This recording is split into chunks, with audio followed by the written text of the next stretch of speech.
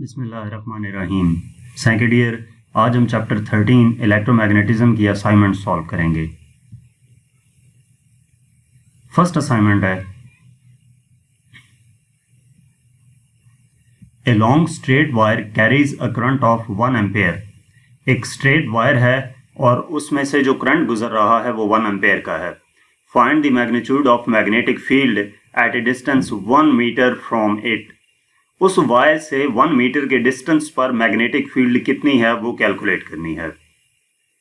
तो इसका हम डाटा नोट करते हैं। लॉन्ग स्ट्रेट वायर है और उसमें से जो करंट गुजर रहा है वो 1 एम्पेयर का है, यानी कि आई हमारे पास आ जाएगा 1 एम्पेयर।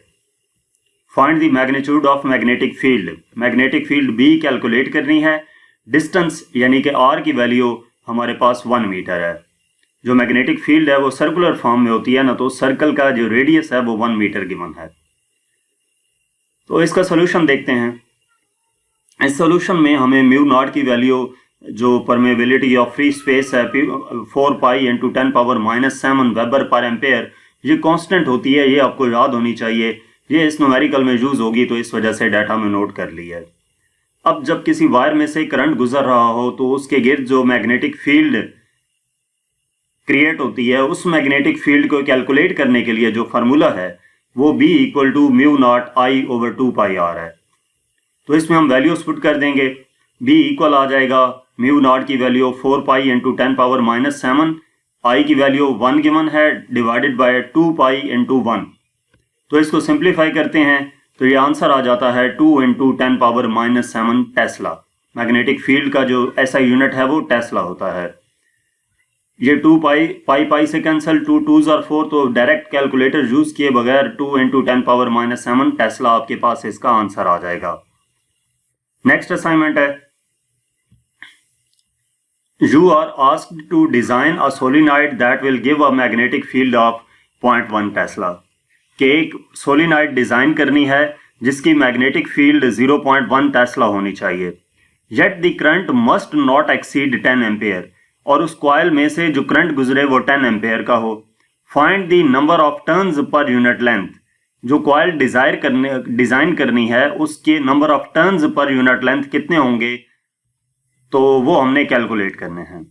तो डाटा में हमें क्या चीज बताई गई है कि सोलिनॉइड जो है उसकी मैग्नेटिक फील्ड B 0.10 टेस्ला होनी चाहिए, जो करंट गुजरे I की वैल्यू 10 एम्पेयर होनी चाहिए, और नंबर ऑफ टर्न्स N हमने कैलकुलेट करने हैं। ठीक है, नंबर ऑफ टर्न्स पर यूनिट लेंथ। तो म्यू नॉट की वैल्यू यहाँ पर भी इस्तेमाल होगी, वो आपको याद होनी चाहिए, 4 pi into 10⁻⁷ weber per ampere, वो भी नोट कर ली। तो इसका सोल्यूशन देखते हैं। अब किसी भी सोलिनॉइड में से जब करंट गुजरता है तो उसकी जो मैग्नेटिक फील्ड लाइंस क्रिएट होती हैं और नंबर ऑफ टर्न्स हैं, इनसे रिलेटेड जो एक्सप्रेशन है वो B equal to mu nought NI है। ठीक है, यानी कि सोलिनॉइड में से जब करंट गुजरता है तो उसकी मैग्नेटिक फील्ड कैलकुलेट करने के लिए जो फार्मूला है वो B equal to mu nought NI है। इसमें हमने N कैलकुलेट करना है, तो N इक्वल आ जाएगा B divided by mu naught I। Values put कर देंगे। वैल्यूज पुट करने के बाद इसको सिंप्लीफाई करते हैं तो N हमारे पास 7961.7 पर मीटर आ जाता है। ठीक है, ये उसने क्या कहा था कि फाइंड नंबर ऑफ टर्न्स पर यूनिट लेंथ। पर यूनिट लेंथ तो यूनिट क्या आ जाएगा, पर मीटर। तो ये हमारे पास, इसको राउंड ऑफ करके हम क्या कर सकते हैं, बल्कि सिंप्लीफाई करें, अगर ऐसा यूनिट उसमें सिग्निफिकेंट साइंटिफिक नोटेशन में इसको एक्सप्रेस कर दें तो 7.96 इंटू 10⁻³ पर मीटर आ जाएगा। तो ये जो है उस सोलिनॉइड की नंबर ऑफ टर्न्स पर यूनिट लेंथ आएंगे। नेक्स्ट असाइनमेंट नंबर 3 है, a velocity selector is a mass spectrometer uses a 0.100 tesla magnetic field. एक वेलोसिटी सिलेक्टर है, वो मास स्पेक्ट्रोमीटर है और उसकी जो मैग्नेटिक फील्ड है वो हमें दी गई है। Electric field strength is needed. कितनी इलेक्ट्रिक फील्ड स्ट्रेंथ रिक्वायर्ड होगी कि उस वेलोसिटी सिलेक्टर की जो स्पीड है वो 4 इंटू 10⁻⁶ मीटर पर सेकेंड हो। तो इसका हम डाटा नोट करते हैं। मैग्नेटिक फील्ड B गिवन है, वेलोसिटी हमें गिवन है, और हमने इलेक्ट्रिक फील्ड कैलकुलेट करनी है। बस 3 चीजें हैं। तो वेलोसिटी सिलेक्टर का जो आपने एक्सप्रेशन पढ़ा था, जो सारी डिटेल पढ़ी थी, उसके एंड पे जो फार्मूला हमने ड्राइव किया था वो हमारे पास था V इक्वल टू E/B, यानी कि रेशो जो है electric field to magnetic field वो हमारे पास वेलोसिटी के इक्वल आती है, जिस वेलोसिटी से वो इलेक्ट्रॉन मूव करता था।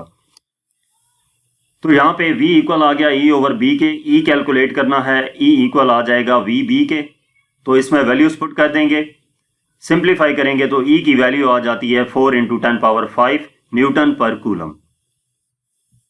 ये इलेक्ट्रिक फील्ड का हमारे पास SI यूनिट आ गया साथ। तो यहाँ तक इस चैप्टर की असाइनमेंट्स थी।